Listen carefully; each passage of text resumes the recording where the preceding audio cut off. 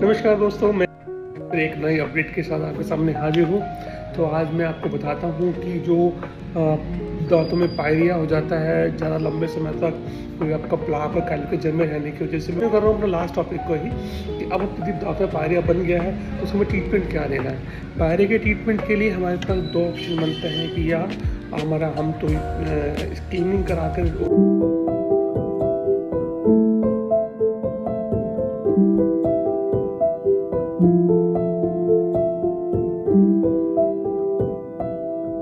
Deep cleaning से route planning बोलते हैं, अंदर जड़ों तक की सफाई की जाए दांतों की, उससे भी कुछ हद तक हम पायरिया को रोक सकते हैं। या फिर होती है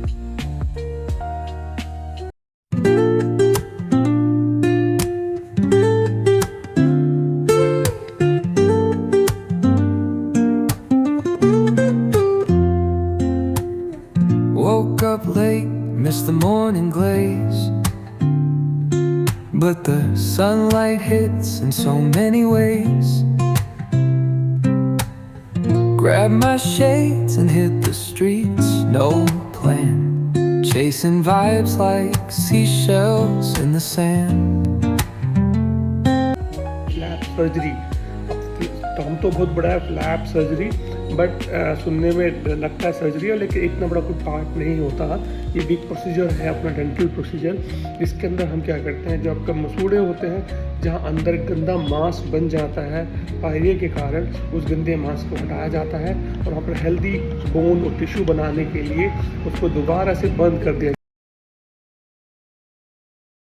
जाता है। तो अब क्या होगा कि जब हमने वो गंदा मांस हटा दिया तो वहाँ पर क्या होगा, आपको लगेगा कि वहाँ नई बोन बनेगी या नया टिश्यू बनेगा। यस, नई बोन नया टिश्यू तो बनेगा, लेकिन उसका जो हाइट होगा वो पहले वाला नहीं होगा, उससे कम लेवल पे होगा, क्योंकि जो गंदा मांस था वो वो सूख जाता है, वो सुकड़ता है निकलने के बाद। एक मिनट वो हाइट थोड़ा सा कम होकर दांतों में दोबारा से पकड़ बन जाती है, मसूड़े हमारे हेल्दी हो जाते हैं। हाँ, कुछ जगह पर ऐसा होता है कि हमारी जो बोन लॉस ज़्यादा होती है, उस एरिया में हम लोग आर्टिफिशियल बोन ग्राफ्ट एक मेम्ब्रेन यूज़ करते हैं, जिससे कि हम वहाँ पर नई बोन डेवलप कर सकें। लेकिन वो वही कर सकते हैं जहाँ पर हमारे डिफेक्ट ज़्यादा डीप है और जहाँ हमें ज़रूरत है कि वहाँ हमें दोबारा से बोन रीजनरेट करनी है। तो आप लोगों से सलाह है कि आप जब भी आप अपने क्लिनिशियन के पास जाएँ, डेंटिस्ट के पास जाएँ, उनसे पूछें कि सर मेरे दांत ठीक हैं, मेरे दांत में पायरिया तो नहीं है, या उसकी कोई ग्रेड ज़्यादा तो नहीं है जिसकी वजह से मुझे ज़्यादा ट्रीटमेंट करना पड़े।